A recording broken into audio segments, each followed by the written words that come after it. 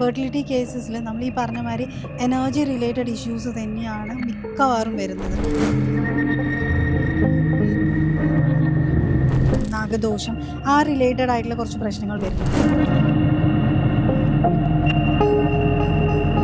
ഒരിക്കലും ഞാൻ കുറച്ച് മാറ്റി വെച്ചതുകൊണ്ട് മാത്രം ആർക്കും കുട്ടികൾ ഉണ്ടാവാതാവില്ല. ശരിക്കും പറഞ്ഞാൽ ഈ എനർജി എന്ന് പറയുന്നത് ഭയങ്കര ഈഗോയിസ്റ്റിക്കാണ്. എനർജി എന്നോട് വന്ന് പറയുന്നത് അവൾ എന്നെ ചീത്ത പറയുന്നു, അവൾ എന്തിനാ എന്നെ ചീത്ത പറയുന്നത്, ഇതാണ് രണ്ട് ചോദിച്ചെങ്കിൽ ചോദിക്കുക ചെയ്യുക. നമസ്കാരം, എല്ലാ പ്രേക്ഷകർക്കും സ്വാഗതം.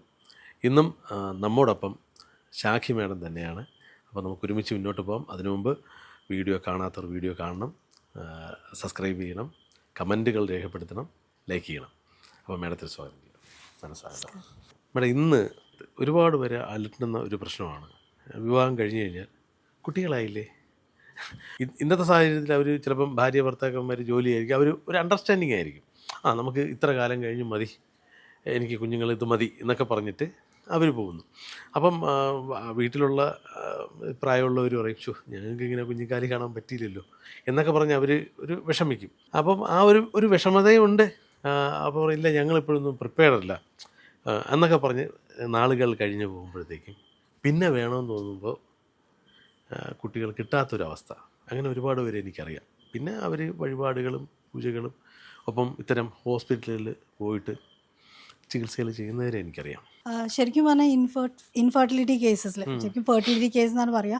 ഫെർട്ടിലിറ്റി കേസസിൽ നമ്മൾ ഈ പറഞ്ഞ മാതിരി എനർജി റിലേറ്റഡ് ഇഷ്യൂസ് തന്നെയാണ് മിക്കവാറും വരുന്നത്. അതായത് കല്യാണം കഴിച്ച് വരുന്ന ഒരു വേറൊരു ഫാമിലിയിൽ നിന്ന് വരുമ്പോൾ അതിൻ്റെ സ്ട്രെസ്സ്, അതിൻ്റെ ഒരു ആങ്സൈറ്റി, പിന്നെ എന്താ പറയുക, ഫ്യൂച്ചർ എന്താകും എന്ന് ഇവർ തന്നെ സ്ട്രെസ് അടിക്കുക. ലൈക്ക് ഒരു ജോയിൻ ആയിട്ട് രണ്ടുപേരും നമ്മൾ പൊരുത്തപ്പെട്ട് പോവില്ല എന്ന് പറയുമ്പോൾ തന്നെ അവിടെ ഒരു സ്ട്രെസ്സ് വന്ന് ആ ഒരു സ്ട്രെസ്സ് ഞാൻ നേരത്തെ പറഞ്ഞ പോലെ തന്നെ ബോഡിയിലേക്കും എടുക്കുകയാണ്. അത് റിലേറ്റഡ് ആയിട്ട് കുറേ ഇഷ്യൂസ് വരുന്നുണ്ട്. അപ്പോൾ അങ്ങനത്തെ ഇഷ്യൂസ് വരികയാണെങ്കിൽ അത് നമുക്ക് റേക്കിയിലൂടെ ഈ നേരത്തെ പറഞ്ഞ പോലെ എനർജി കൊടുത്തിട്ട് അവരെ കാമാക്കി അവരെ ഒരു ഹാർമോണിയസ് അവസ്ഥയിലേക്ക് അവരുടെ ചക്രാസ് എല്ലാം മാറ്റി നമ്മൾ അങ്ങനെയാണ് ഹീലിംഗ് കൊടുക്കുന്നത്. വേറെ പ്രശ്നങ്ങൾ എന്ന് പറയുന്നത് പിതൃദോഷം റിലേറ്റഡ് വരാം. അപ്പോൾ നമ്മൾ ആ പിതൃദോഷം, ആ നാഗദോഷം, ആ റിലേറ്റഡ് ആയിട്ടുള്ള കുറച്ച് പ്രശ്നങ്ങൾ വരുന്നുണ്ട്. അങ്ങനെയാകുമ്പം അത് അവിടുന്ന് ക്ലെൻസ് ചെയ്ത് ക്ലിയർ ചെയ്ത് മാറ്റി കഴിഞ്ഞിട്ടാണ് അതിലേക്ക് പിന്നെ അടുത്ത എനർജിയിലേക്ക് നമുക്ക് വരുന്നത്. പിന്നെ വരുന്നത് ട്രോമ. ചെറുപ്പത്തിൽ നമുക്ക് കുട്ടികൾക്ക് ഉണ്ടായ ട്രോമാസ്, അത് റിലേറ്റഡ് ആയിട്ടും ശരിക്കും പറഞ്ഞാൽ ഇതിൽ നല്ല ബന്ധമുണ്ട്.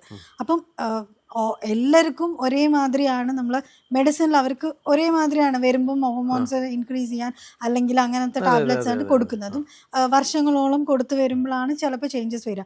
പക്ഷേ ഇത് ഇരിക്കുന്ന സംഭവം ഈ പറഞ്ഞ മാതിരി ട്രോമയായിരിക്കാം. ട്രോമയ്ക്ക് നമുക്ക് ഹിപ്നോതെറാപ്പിയിൽ നല്ല രീതിയിൽ അത് മാറ്റി കൊടുക്കാൻ പറ്റും.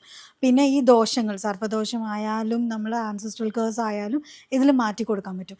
പിന്നെ വരുന്നതാണ് മെയിൻ റേക്കി മാത്രം ഫോക്കസ് ചെയ്ത് ചെയ്യുന്നതാണ് ഞാൻ പറയുന്ന ഈ എനർജി ഇഷ്യൂസ്, ഈ ആങ്സൈറ്റി അല്ലെങ്കിൽ സ്ട്രെസ്സ്, ഈ മുന്നോട്ടുള്ള ജീവിതം, അതിന് ആങ്സൈറ്റി ഇങ്ങനെ കൂടുതൽ ഓരോ ദിവസം വർദ്ധിച്ചുകൊണ്ടിരിക്കുമ്പം എന്തായാലും നമുക്കൊരു പോസിറ്റീവ് നമ്മളെ ബോഡിയിൽ പ്രതീക്ഷിക്കാൻ പറ്റില്ല.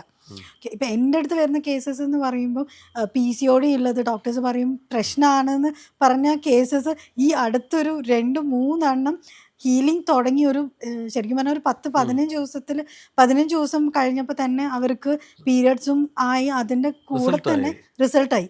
ഞാൻ ആദ്യം ഒന്ന് സൂചിപ്പിച്ച മനസ്സിലായെന്ന് തോന്നുന്നു. അത് ഈ പ്രായമുള്ള ഒരു വീട്ടിൽ അപ്പോൾ അവർ ഞങ്ങൾ പ്ലാനിങ്ങിലാണ്, ഇങ്ങനെ വർഷം കഴിഞ്ഞതിന് ശേഷം മതി എന്നൊക്കെ പറയുമ്പോഴും ഈ അതാത് ടൈമിൽ ചെയ്യാത്തതുകൊണ്ടായിരിക്കുമോ ഇത്? അല്ല, അതാത് ടൈം ചെയ്ത് ഈ പറഞ്ഞ മാതിരി നമ്മൾ കുറച്ചു നേരം എൻജോയ് ചെയ്തു.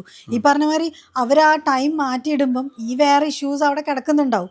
അതിപ്പോൾ അവർ വീട്ടുകാരുടെ ഒരു വിഷമമൊക്കെ ഉണ്ടാവില്ല, അതൊക്കെ ഉണ്ടാവും. അതും സ്ട്രെസ് ഇങ്ങനെ കൂടി വരുമ്പോൾ ചിലപ്പോൾ ഒന്നും ഉണ്ടാവില്ല. അവരുടെ വീട്ടുകാരുടെ ആ സ്ട്രെസ്സൊക്കെ ഈ കുട്ടീൻ്റെയും ഈ ആളുടെയും മനസ്സിലുണ്ടാവും. പിന്നെ ഈ അറിയാലോ, ഡ്രഗ് അഡിക്ഷൻസ് ഒക്കെ ഉണ്ടെങ്കിൽ മദ്യപാനത്തിന് അടിമകളാകും. ആ ഒരു സമയത്തൊക്കെ കൗണ്ട് കുറയാനും എല്ലാ ചാൻസസും അങ്ങനെ ചാൻസസ് ഉണ്ട്. പക്ഷേ ഈ ഒരിക്കലും ഞാൻ കുറച്ച് മാറ്റി വെച്ചതുകൊണ്ട് മാത്രം ആർക്കും കുട്ടികൾ ഉണ്ടാവാതാവില്ല. തന്നെയല്ലേ? ഇല്ല. ഇല്ല, അതെ, അത് ഉറപ്പാ. ഉറപ്പാണ്. ഒന്നില്ലെങ്കിൽ ഇത് കുറച്ച് സമയം പോകുന്നതിന് മുന്നേ, കുറച്ച് സമയം പോയി എന്നല്ല, ഇപ്പം കല്യാണം കഴിഞ്ഞ ഉടനെ നോക്കിയിട്ടുണ്ടെങ്കിലും അവർക്ക് ചിലപ്പോൾ ആവില്ല. കാരണം എന്താണെന്ന് വെച്ചാൽ എന്തെങ്കിലും ഒരു ഇഷ്യൂസ് അവർക്ക് ഉണ്ടാകും. അതുകൊണ്ടാണ്. അല്ലാണ്ട് ഞാനിത് മാറ്റി വെച്ചു അതുകൊണ്ടാണ് എനിക്കില്ല. ഡിവൈൻ ടൈമിൽ നിങ്ങൾക്ക് അങ്ങനെ ഒരു കുട്ടി ഉണ്ടാവേണ്ടതാണ് എന്നുണ്ടെങ്കിൽ അത് നിങ്ങളിനി വേണ്ട എന്ന് വെച്ചാൽ അത് നിങ്ങൾക്ക് ഉണ്ടായിരിക്കും. അത് ഡെഫിനറ്റാണ്. അപ്പം ഇങ്ങനെ മാറ്റുന്നത് നമ്മൾ മാറ്റി വെച്ചത് കൊണ്ട് മാത്രമാണ് എന്ന് ഒരിക്കലും അല്ല. ചിലവരിങ്ങനെ കുട്ടികളുണ്ടാകാൻ വേണ്ടി ഈ ഉരുളി കമിഴ്ത്തുക അങ്ങനെയുള്ള പരിപാടിയൊക്കെ ഉണ്ട്. ഈ മണ്ണാറശാലയിൽ പോയി ഉരുളി കമിഴ്ത്തിയാൽ ആ വിഷയങ്ങളൊക്കെ മാറിയിട്ട് വരും എന്ന് പറയുന്നത്. അപ്പം അത്തരം ഒരു ആചാരങ്ങളും ഉണ്ടല്ലോ. അത് ഈ റേക്കി എങ്ങനെയാണ് കണക്ട് ആകുന്നത്? എനിക്കതൊരു സംശയം. ഈ നാഗദോഷമായിട്ട് എങ്ങനെ കണക്ട് ആയി കിടക്കുന്നു? എല്ലാം ഞാൻ പറഞ്ഞു, എല്ലാം എനർജി ബന്ധപ്പെട്ടിട്ടുള്ള. അപ്പം നാഗത്തിൻ്റെ ഒരു എനർജി ഇവിടേക്ക് ഒരു കേഴ്സ് ആയിട്ടാണ് വന്നിരിക്കുന്നത്.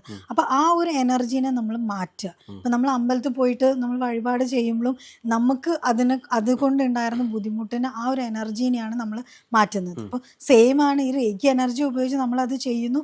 വേറെ പല രീതിയിൽ ഓരോരുത്തർ ചെയ്യുന്നു. അപ്പം എല്ലാം എനർജിയാണ്. അതിലൊരു മൊഡാലിറ്റിയാണ് ശരിക്കും പറഞ്ഞാൽ റേക്കി. ഇതിൽ ഒരു കാര്യം, ഈ ഉരുളി കമഴ്ത്തി എത്രയോ ഉരുളി ആയിട്ടും ആയില്ല എന്ന് പരാതി പറയണവരുണ്ട്. അതെ, അത് ഇപ്പോൾ ഉരുളി കമത്തിയ നാഗദോഷം മാത്രമായിരിക്കില്ല അവർക്ക്. ഈ പറഞ്ഞ മാതിരി വേറെ കുറേ കാര്യങ്ങളുണ്ടാവും. ഇപ്പം പറഞ്ഞു പോകുമ്പോൾ അവിടെ കമത്തിക്കോ ആവും എന്ന് പറഞ്ഞ് പോവും. പക്ഷെ അത് കമത്തിയിട്ടും ആവുന്നില്ല എന്ന് പറയുമ്പോൾ ഞാനതാ പറയുന്നത്, 80% അവർ വിശ്വസിക്കണം. ഈ ഉരുളി കമത്താൻ പോകുമ്പോഴും അതെ, ഈ ഉരുളി കമത്തിയത് കൊണ്ട് എനിക്ക് കുട്ടി ഉണ്ടാവും എന്നുള്ളത് നമ്മൾ ഉള്ളിൻ്റെ ഉള്ളിൽ നിന്ന് വിശ്വസിക്കും. അല്ല, കമത്തുമ്പം മിക്കവാറും ആളേക്കും ഇതുകൊണ്ടെങ്കിലും ശരിയാവുമായിരിക്കും അല്ലെ, അല്ലെങ്കിൽ ഇതുകൊണ്ട് ശരിയായിട്ടില്ലെങ്കിൽ കഴിഞ്ഞ്. അപ്പോൾ അതെന്താ ശരിക്കും പറഞ്ഞാൽ ഈ എനർജി എന്ന് പറയുന്നത് ഭയങ്കര ഈഗോയിസ്റ്റിക്കാ. സ്നേഹമാണ്, എല്ലാമാണ്. പക്ഷെ ഈഗോ നല്ല രീതിയിലുണ്ട്. കാരണം എന്താ വെച്ചാൽ നിങ്ങൾ സറണ്ടർ ചെയ്യുക. എനർജി ഞാൻ നിങ്ങൾക്ക് ഈ റേക്കി എനർജിക്ക് ഞാൻ എന്നെ കംപ്ലീറ്റ് ആയിട്ട് സറണ്ടർ ചെയ്തു എന്നുണ്ടെങ്കിൽ റേക്കി നമ്മൾ കുഞ്ഞു കുട്ടീനെ പോലെ ഏതൊരു അവസ്ഥയിലും പ്രൊട്ടക്ട് ചെയ്യും. അതായത് നിങ്ങൾക്ക് ഒരു ബുദ്ധിമുട്ടും വരില്ല എന്നല്ല, പക്ഷെ നമ്മൾ ഉള്ളം കയ്യിൽ കൊണ്ട് അത് പ്രൊട്ടക്ട് ചെയ്യും. അല്ല, ഇതെന്തുകൊണ്ടാവുന്നില്ല എന്ന് പറഞ്ഞു പോകുന്ന ഒരാൾക്ക് ശരിക്കും പറഞ്ഞിട്ടുണ്ടെങ്കിൽ ഒരു റിസൾട്ടും ഉണ്ടാവില്ല.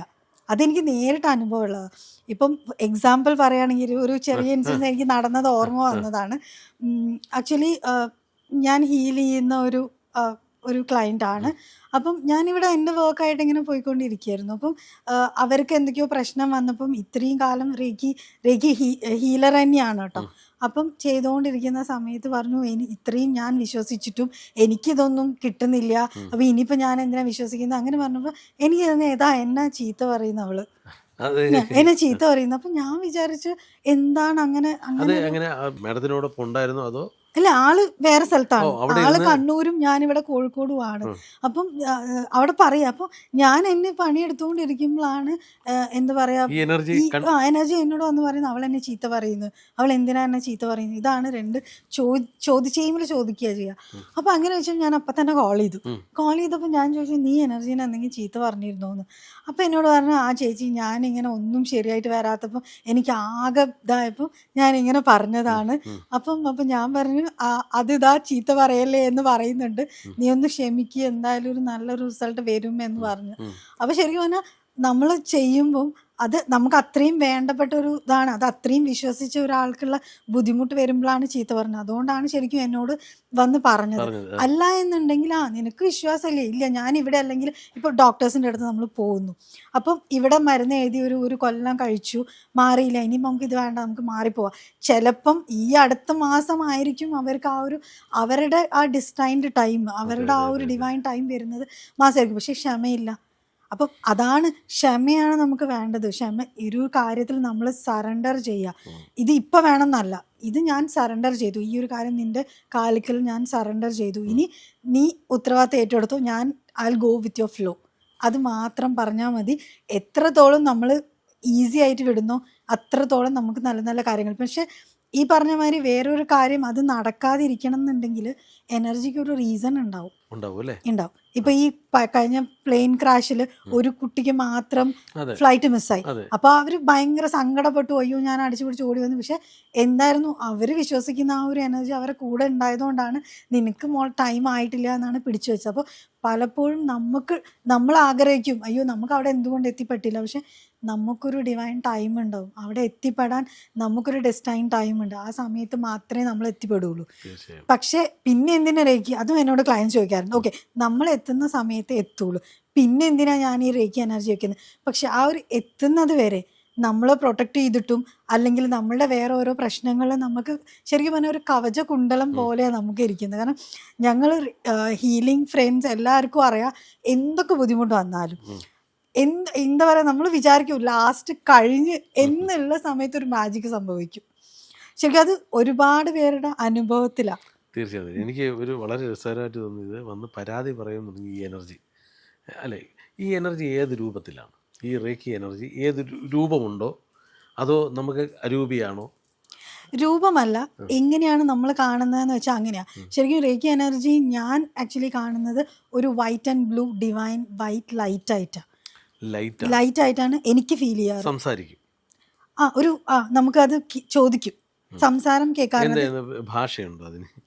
നമ്മളെ ഭാഷ തന്നെ, ഇംഗ്ലീഷോ മലയാളം നമുക്ക് മനസ്സിലാവുന്ന ഭാഷയിൽ തന്നെയാണ് അത് നമ്മളോട് കമ്മ്യൂണിക്കേറ്റ് ചെയ്യുന്നത്. സെയിം ഇത് തന്നെയാ പറഞ്ഞു. അവളെന്നെ ചീത്ത പറയുന്നത്, എന്തിനാ എന്നെ ചീത്ത പറയുന്നത്, ഇത് തന്നെയാണെന്ന് എന്നോട് ചോദിച്ച ഒരു ചോദ്യം. അതേപോലെ ഈ അടുത്ത് ഒരു 2 days ബാക്ക് എന്ന് പറയാം, എന്നോട് ഒരു ക്ലയൻറ്റ് ഞാൻ കാര്യങ്ങൾ പറഞ്ഞു കൊടുത്തു, ഇതിങ്ങനെയാണ് അവിടെ അത് ചെയ്യരുത് എന്ന് പറഞ്ഞു കൊടുത്ത സമയത്ത് അവർ ഇല്ല ഞാൻ ചെയ്യുന്നില്ല എന്നൊക്കെ പറഞ്ഞ് ഒരു കാര്യം നടന്നു. അത് ചെയ്യുന്നില്ല എന്ന് പറഞ്ഞപ്പോൾ അവർ അത്രയും സമയം നടക്കാതെ ബ്ലോക്കേജ് ആയിട്ട് വന്നൊരു കാര്യം നടന്നു. അതിനുശേഷം അവരത് ചെയ്തു. അതായത് ഞാൻ ചെയ്യില്ല എന്ന എനർജിക്ക് വാക്ക് കൊടുത്തിട്ട്, പക്ഷെ ഇത് ക്ലിയർ ആയി കഴിഞ്ഞപ്പോൾ ക്യാഷ് വന്നപ്പോൾ അവരത് ചെയ്തപ്പം അത് പിന്നീട് എന്താ ഇഷ്യൂ എന്ന് നോക്കുമ്പോൾ എന്ത് എന്നോട് ചോദിക്കുന്നത്, ഇതാണ് എനിക്ക് വന്ന ഉത്തരം. അപ്പം ഞാൻ ചോദിച്ചു എന്താ, എനിക്കറിയുന്നില്ല. അപ്പോൾ എനിക്ക് 2 കാര്യങ്ങൾ കാണിച്ചു തന്നു, അതായത് ആ ഒരു 2 സംഭവം കാണിച്ചു തന്നു. അപ്പം എനിക്ക് റിലേറ്റ് ചെയ്യാൻ പറ്റി. ഞാൻ ചോദിച്ചു, ഇത് നിങ്ങൾ പ്രോമിസ് ചെയ്തല്ലേ എനർജിക്ക് ഞാനത് ചെയ്യില്ല എന്ന്, പിന്നെയും അത് ചെയ്തു എന്ന് പറയുമ്പോൾ എന്തിന് ഏതിന് എന്നോട് ചോദിക്കുന്നത്, ഇതാണ് എനിക്ക് കിട്ടിയ മെസ്സേജ്. അപ്പം അതിന് വേണ്ട എന്ന് പറഞ്ഞത് ഞാൻ പറഞ്ഞു, പക്ഷേ അത് ചെയ്തു. എന്നിട്ട് വീണ്ടും ഞാൻ ചോദിക്കുക ഇപ്പം എന്താ പ്രശ്നം. അപ്പം ശരിക്കും പറയുകയും ചെയ്തു, ഈ 2 അവസ്ഥ കാണിച്ചു തരുകയും ചെയ്തു.